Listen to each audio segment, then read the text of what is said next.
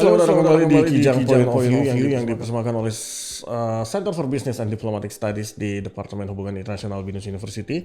Dan kali ini kita akan ngomong untuk program HI Empowering Societies. Kali ini saya sudah bersama salah satu faculty member di jurusan Hubungan Internasional BINUS University, Kang Lili Yuliadi Anakim. Apa kabar, Kang? Baik, Assalamualaikum. Waalaikumsalam.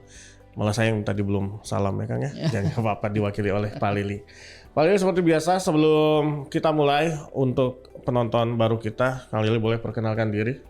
Baik, saya Associate Profesor Dr. Lili Yuliadi Arnakim, sebagai koordinator untuk Community Development, ya, khususnya adalah untuk FM Hubungan Internasional BINUS University untuk melakukan pengabdian masyarakat sesuai dengan visi dan misi BINUS, di mana kita membangun bangsa melalui Empowering Society Program. Oke. Kita langsung masuk ke inti ya, Kang ya. Tadi kita ngomong soal, kalau ini adalah nama programnya adalah HI Empowering Society. Bisa dijelaskan sedikit? Udah beberapa tahun, sebetulnya hampir ketiga tahun ini kita sudah berhasil, alhamdulillah, memberdayakan masyarakat, baik di Pulau Jawa maupun di luar Jawa. Yang kita sudah lakukan sejak 2024, yaitu masyarakat Labuan Bajo yang secara geografis agak ekstrim, dia tidak mempunyai lahan untuk pertanian, dan kita jadikan mereka adalah sebagaimana konteksnya dijadikan tujuan wisata, dan kita membina desa wisata yang namanya Batu Cermin di Labuan Bajo, sehingga sekarang sudah selesai sebetulnya tahun kemarin, dan selalu kita buat hotline kalau ada masalah, kita bantu secara online, menjadikan mereka menjadi desa contoh untuk desa wisata dan juga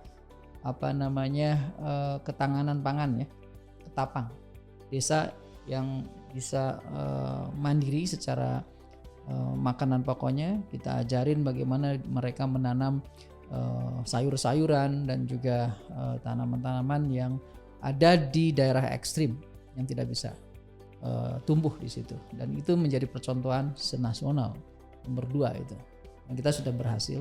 Kemudian kita juga buat empowering desa wisata di Wonokitri di bawah Pulau Bromo, yang selalu saja di situ bermasalah adanya konflik kecil di antara penyedia jeep-jeep yang mengantarkan para wisatawan ke Gunung Bromo.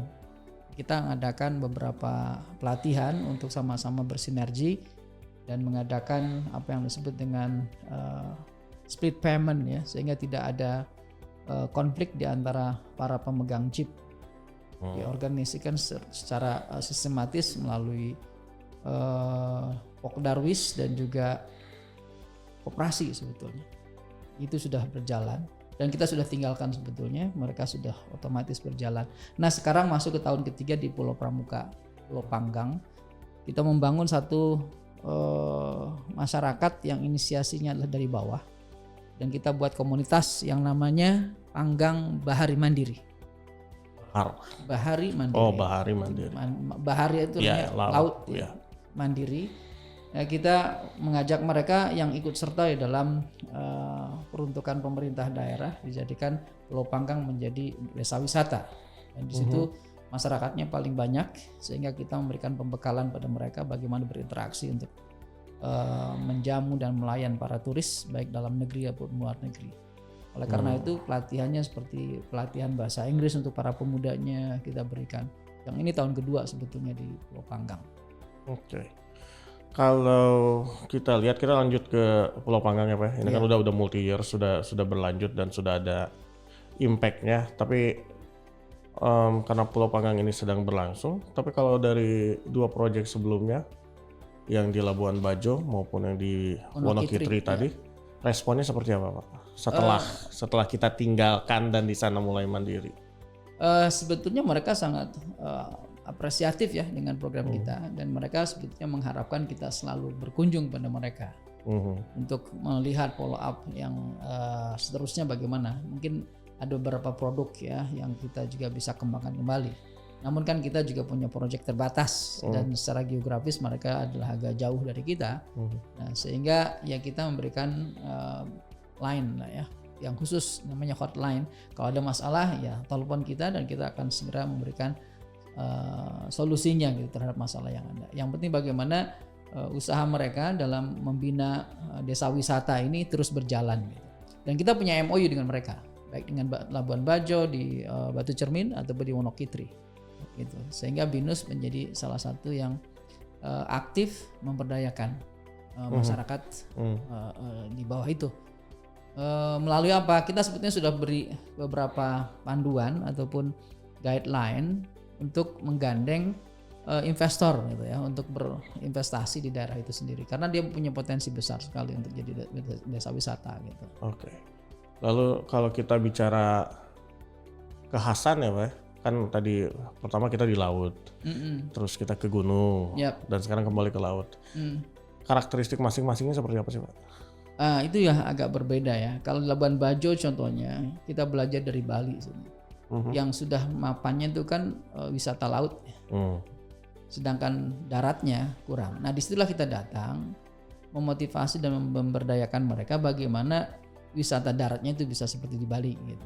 Nah, oleh karena itu kita memberikan pelatihan dengan banyak modul sebetulnya, termasuklah contohnya bagaimana kita meng-create produk khusus Labuan Bajo produknya sehingga menjadi khas Labuan Bajo gitu. Dan kita juga berikan pembekalan digital marketing gitu supaya dia juga bisa dikenal oleh masyarakat bukan saja di daerah itu yang datang, tetapi juga bisa dari luar yang mungkin merasakan adanya kerinduan terhadap produk-produk di Labuan Bajo.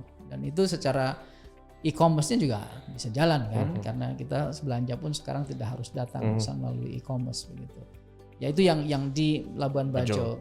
Yang di pegunungan ya of course Bromo tidak perlu ada marketing sebetulnya, mereka sudah tahu kan. Nah, cuma masalahnya banyak pintu masuk ke Bromo kan. Nah salah satu yang kita bina adalah di Wonokitri yang sebetulnya relatif lebih dekat.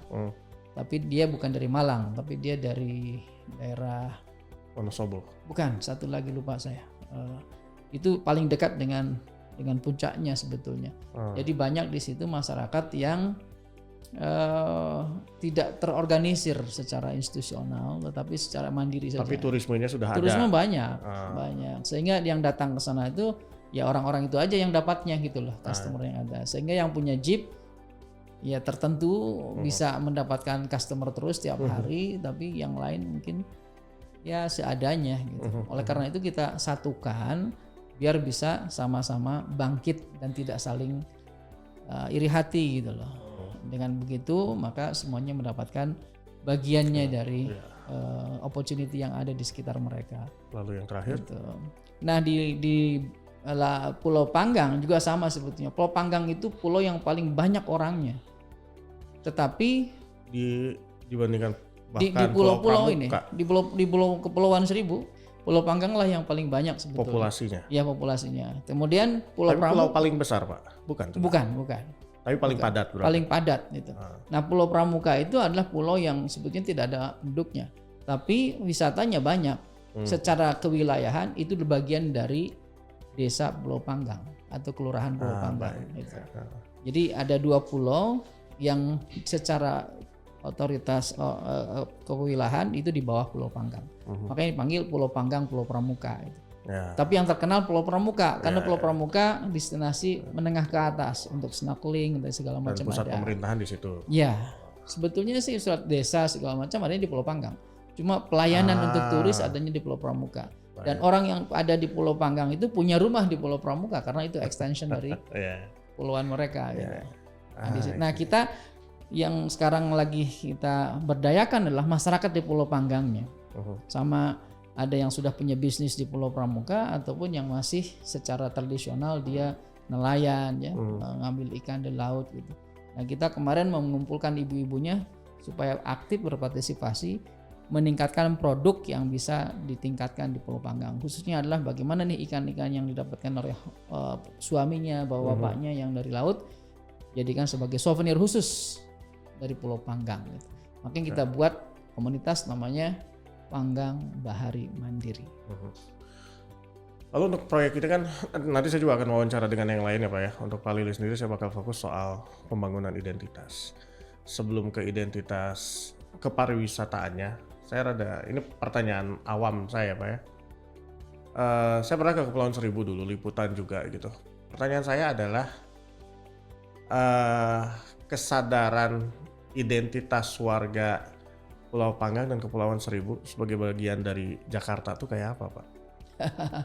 Ini masalahnya karena kan budayanya berbeda ya. Iya. Dari segi competitiveness gitu kan, dari segi daya hidup yang sangat slow gitu ya. Orang-orang pedesaan gitulah istilahnya, laut ya kerjanya cuma melaut gitu. Cuma kan ada dorongan dari pemerintah daerah mau memajukan Pulau Seribu itu dengan kekayaan alamnya gitu. Baik itu dari segi turismenya atau dari segi perikanan yang segala macam. Nah, Pulau Panggang memang secara kehidupan ya sangat sederhana ya. Malahan sangat ya padat. Masyarakat ini kebanyakanlah nelayan, jadi kebanyakan di laut gitu ya. Tapi dari servis ya sudah diagihkannya oleh pemerintahan daerah Jakarta, ada semuanya di situ. Namun cara hidup mereka ini budaya kan, perlu ada perubahan budaya. Nah, perubahan budaya itu tidak bisa terjadi kecuali melalui pendidikan dan melalui empowering saya pikir. Bagaimana mereka akhirnya bisa beralih bukan hanya mengambil ikan dari laut, tapi ada opportunity lain sebetulnya, yaitu tourism di situ.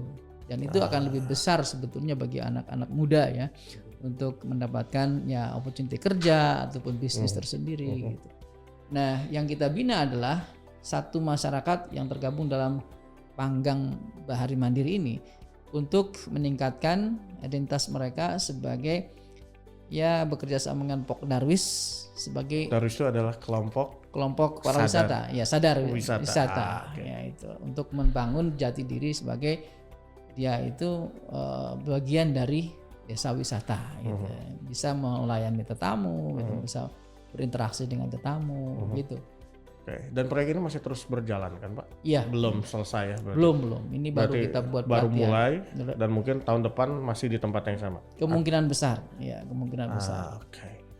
Oke, berarti sebelum saya ke wawancara yang lain, mungkin Pak Lili ingin mengajak sivitas lain untuk terlibat dalam sini, baik dari jurusan kita juga atau dari sivitas lain di BINUS, silahkan kalau ada yang ingin disampaikan. Ya, saya dari koordinator Komdev di HI, kebetulan juga mempunyai proyek inisiatif ya untuk tahun ketiga ini untuk membangun desa wisata dengan tema menguatkan desa wisata ataupun desa binaan BINUS gitu ya, yang terletak di Pulau Panggang, Pulau Pramuka. Pada teman-teman FM yang mau bergabung untuk memperdayakan masyarakat, khususnya adalah komunitas Panggang Bahari Mandiri, bisa bekerja sama dengan kita. Kita akan sebetulnya mengadakan pelatihan dan juga pemberdayaan terhadap masyarakat ini khususnya dalam penguasaan bahasa Inggris, membuat produk-produk asal dari Pulau Panggang sendiri, dan ya tadi bagaimana mereka menciptakan turisme yang accessible untuk semua orang. Yang terjadi sekarang kan hanya menengah ke atas ya, seperti snorkeling, itu kan mahal gitu kan. Sekarang bagaimana mereka tujuannya menjadikan Pulau Panggang menjadi pulau wisata yang accessible untuk semua orang, yang kaya dan yang miskin. Oleh karena itu ini adalah opportunity yang bisa mendatangkan lapangan pekerjaan, investasi dan yang lainnya. Dan datang dengan satu project yaitu multi stakeholder partnership. Kita harapkan juga ada beberapa ya investor-investor yang masuk memberdayakan ya suasana sehingga membuka peluang-peluang untuk wisatawan datang dan menikmati keindahan pantai ataupun persekitaran ya lingkungan di Pulau Seribu itu, dan khususnya Pulau Panggang, Pulau Pramuka. Itu saya kira. Jadi silahkan pada teman-teman FM ataupun dosen-dosen yang mau membuat pengabdian ya di Pulau Panggang, kita sangat terbuka dan bisa bergabung dengan kita. Sekian. Mahasiswa juga kan? Mahasiswa juga, apalagi mahasiswa kita akan buatkan konsep yang sifatnya impactful. Oke. Ya. Oke. Nanti saya izin untuk wawancara FM lainnya ya Kang ya, untuk memperdalam, mengulik aspek lainnya dari HI Empowering Society ini. Terima kasih Mas Siap. Ya. Dan itu dia perbincangan kita dengan Pak Dr. Lili Yulianti Anakim, tanggung jawab dari Community Service di jurusan Hubungan Internasional BINUS University, dan kita akan ketemu di Kijang Point of View episode lainnya. Saya Alvin Kombucian undur diri, sampai ketemu lagi.